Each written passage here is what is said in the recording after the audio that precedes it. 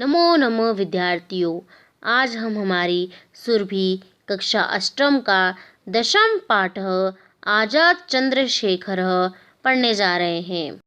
आज़ाद चंद्रशेखर, इस पाठ के अंतर्गत हम चंद्रशेखर आज़ाद के जीवन के बारे में पढ़ेंगे। उनका जन्म कब हुआ था, उनकी मृत्यु कब हुई, उनके माता पिता का नाम, उनका जन्म स्थान, उनकी शिक्षा आदि हम इस पाठ के अंतर्गत पढ़ेंगे।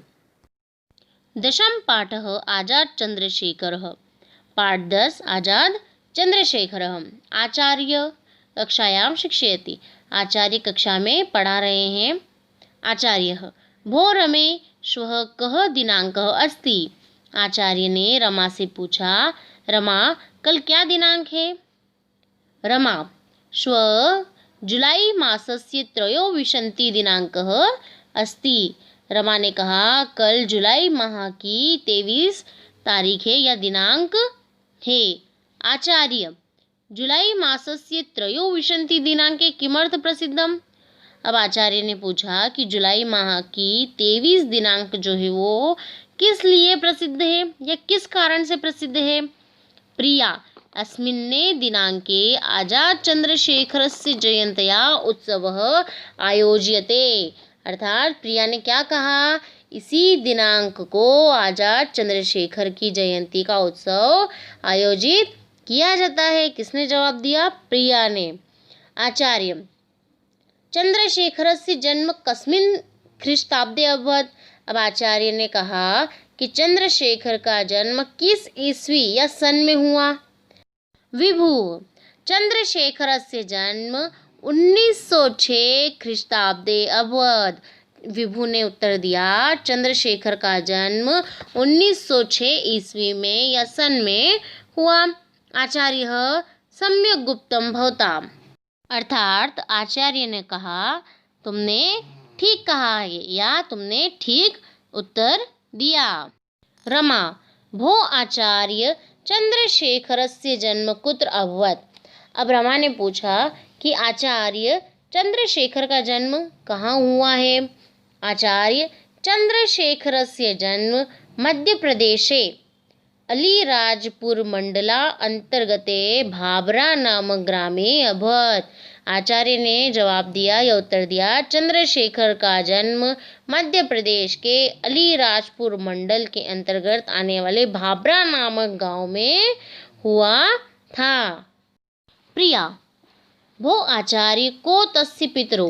प्रिया ने प्रश्न किया आचार्य से कि आचार्य उनके माता पिता कौन थे। आचार्य सीताराम तिवारी तस्य पिता। आचार्य ने कहा, सीताराम तिवारी उनके पिता, जगरानी देवी च तस्य माता आसीत्, और जगरानी देवी जो थी वो उनकी माता थी। विभु तस्य अध्ययनम कुत्र अभवत्। विभु ने पूछा, उनका अध्ययन कहाँ हुआ था। आचार्य ने कहा, वाराणस्याम् एकस्मिन् संस्कृत विद्यालये तस्य अध्ययनम जातम। आचार्य ने कहा, वाराणसी के एक संस्कृत विद्यालय में उनका अध्ययन हुआ। सः संस्कृतम अधीतवान्। सा आश्चर्यम सर्वे अहो एषः संस्कृतम अधीतवान्। देखिए क्या कहा, उन्होंने संस्कृत विद्यालय में अध्ययन किया और संस्कृत में ही उन्होंने पढ़ाई की। तो सभी चौंक कर बोलने लगे कि अरे उन्होंने संस्कृत सीखी, उस समय में उन्होंने संस्कृत सीखी थी। पीयूषः ततः सः किम करोत्। पीयूष ने पूछा कि फिर उन्होंने क्या किया या फिर तब उन्होंने क्या किया। आचार्य वाराणस्यां संस्कृत विद्यालये अध्ययनं कुर्वन् एव पंचवर्षीयः चंद्रशेखरः स्वतंत्रता आंदोलने प्राविशत्। आंग्ले स्वाधीनता आंदोलनकारिणां दमनकाले सः पाषाणखण्डेन एकं रक्षकं प्राहरत्। अर्थात वाराणसी में, अब आचार्य बोल रहे हैं, वाराणसी में संस्कृत विद्यालय में अध्ययन करते हुए ही 15 वर्ष के चंद्रशेखर ने स्वतंत्रता आंदोलन में भाग लिया। अंग्रेजों के द्वारा स्वाधीनता आंदोलन में भाग लेने वालों के दमन काल में उन्होंने एक सिपाही पर पत्थर से प्रहार कर दिया था। अर्थात जब वो 15 वर्ष के थे सिर्फ, तभी से उन्होंने स्वतंत्रता आंदोलन में भाग ले लिया था। और उस एज में या हम कह सकते हैं उस उम्र में 15 वर्ष की उम्र में उनके द्वारा सबसे पहला प्रहार जो अंग्रेज थे उनके एक सिपाही पर पत्थर मारकर किया गया था। रमा ततः किम अभवत्? आचार्य ततः प्रहरी तम निग्रह न्यायालये प्रस्तुतवान। रमा ने कहा कि फिर क्या हुआ या फिर तब क्या हुआ? आचार्य ने कहा तब सिपाही ने उन्हें पकड़कर न्यायालय में प्रस्तुत कर दिया। प्रिया न्यायालये किम जातम्? आचार्य न्यायालये न्यायाधीशेन तस्य आयुषो गणनानुसारं 15 वेत्रप्रहारे सह दंडितः। देखिए, प्रिया ने कहा कि न्यायालय में क्या हुआ। अब आचार्य ने उत्तर दिया कि न्यायालय में न्यायाधीश ने उन्हें अवयस्क देखकर उन्हें 15 वेत लगाकर दंडित किया। विभुः दंड काले चंद्रशेखरस्य का प्रतिक्रिया अभवत्? अर्थात विभु ने पूछा दंडित किए जाने के समय चंद्रशेखर की क्या प्रतिक्रिया रही, या मतलब जो चंद्रशेखर थे वो उनका हाव भाव क्या था? आचार्य प्रथम तो चंद्रशेखर न्यायाधीशयो संवादम शृणोतु। आचार्य ने कहा कि पहले आप चंद्रशेखर और न्यायाधीश के संवाद को सुन लीजिए, या उनके बीच में जो वार्तालाप हुई उसे सुन लीजिए। न्यायाधीश किम तव नाम? न्यायाधीश ने पूछा कि आपका नाम क्या है? चंद्रशेखर। चंद्रशेखर ने जवाब दिया आजाद। मेरा नाम जो है वो क्या है? आजाद है। ये किसने जवाब दिया? चंद्रशेखर ने जवाब दिया। किसको? न्यायाधीश को। अब न्यायाधीश का दूसरा प्रश्न था किम तम पितु नाम। न्यायाधीश का प्रश्न था कि तुम्हारे पिताजी का नाम क्या है? चंद्रशेखर ने उत्तर दिया स्वाधीन। क्या उत्तर दिया? स्वाधीन। न्यायाधीश का तीसरा प्रश्न है कुत्र तव गृहम। न्यायाधीश ने पूछा कि तुम्हारा घर कहाँ है? तो चंद्रशेखर ने उसका उत्तर दिया कारागार, अर्थात कारागार में। पीयूषः ततस्ततः तब क्या हुआ? पीयूष ने पूछा तब क्या हुआ? आचार्य ततस्तु वेत्र प्रहारे चंद्रशेखर मूर्छा पर्यंतम। तब वेद के प्रहार से अर्थात चाबुक के मार से चंद्रशेखर मूर्छा पर्यंतम मूर्छित होने तक जयतु भारतम इति उच्चे अघोषयत। जयतु भारत का या फिर भारत माता की जय हो के नारे लगाते रहे, जोर जोर से वो नारे लगाते रहे, भारत माता की जय हो, भारत माता की जय हो। तस्मात् कालादेव सह आजाद चंद्रशेखरः इति नामना प्रसिद्धः।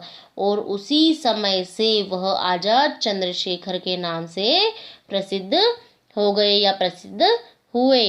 रमा स्वतंत्रताये सह किम कृतवान? स्वतंत्रता के लिए उन्होंने क्या किया? किसने पूछा? ये रमा ने।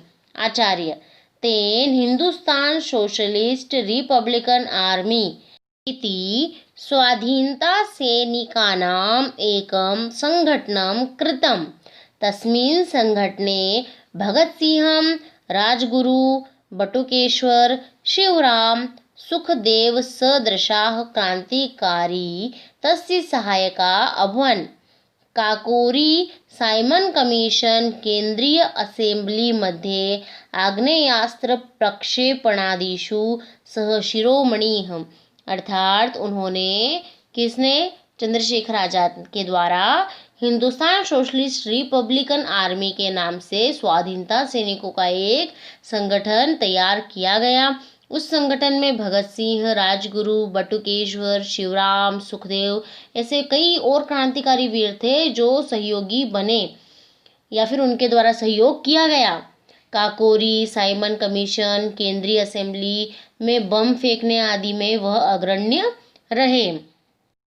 प्रिया कह तस्य आदर्शः उनके आदर्श कौन है या उनका आदर्श क्या था? आचार्य देशभक्ति अपि च तस्य जनकस्य सहायार्थं मित्रे प्रदत्त धनमपि स क्रांतिकार्येषु व्ययं कृतवान। देशभक्ति उनके माता पिता की सहायता के लिए मित्रों के द्वारा दिए गए धन को भी उन्होंने क्रांतिकारियों के हित में व्यय कर दिया। विभुः अब विभु ने पूछा कथम कदाच तस्य बलिदानम अभवत्। अर्थात विभु ने पूछा कि कब और कैसे उनका बलिदान हुआ या फिर मृत्यु हुई। आचार्य फरवरी मासस्य सप्तविंशति तमे दिनाङ्के 1931 ख्रीष्टाब्दे इलाहाबाद नगरे प्रयागनगरे आजाद उद्यानम् अल्फ्रेड पार्क इति स्थाने आङ्ग्लगुप्तचरेणाधीक्षकेण नाट बाबरेण गोलिकाभिः युध्यमानः यदा आत्मानम् असहाय अमन्यत तदा निग्रहभयात् स्वहस्तेनैव स्वकीये मस्तके गोलिकाप्रहारेण सह वीरगतिं प्राप्नोत्। अर्थात फरवरी महीने की 27 तारीख को सन 1931 की बात है, इलाहाबाद में या फिर हम कह सकते हैं प्रयागनगर में आज़ाद उद्यान नाम का एक उद्यान था या बगीचा था, जिसे अब अल्फ्रेड पार्क के नाम से जाना जाता है। इस स्थान पर अंग्रेजों के कुछ गुप्तचर थे, उनके अधीक्षक थे नॉट बाबर, है ना। नॉट बाबर के साथ संघर्ष करते हुए जब स्वयं को असहाय की स्थिति में देखा उन्होंने, किसने, चंद्रशेखर आज़ाद ने, तब उनके द्वारा पकड़े जाने के भय से कि उन्होंने सोचा कि मैं पकड़ा तो जाऊंगा नहीं इनके हाथों, मुझे इनके हाथों पकड़े नहीं जाना है, और अगर पकड़ा गया तो ये मेरे हम लोगों के सारे जो गुप्त रहस्य हैं उनको जान जाएंगे हम क्रांतिकारियों के। तो उन्होंने सोचा कि मैं अपने मस्तक पर गोली रखकर, मतलब सोयब के मस्तक पर गोली रखकर उन्होंने वो वीरगति को प्राप्त हो गई, या उन्होंने गोली चला दी और वो वीरगति को प्राप्त हो गए।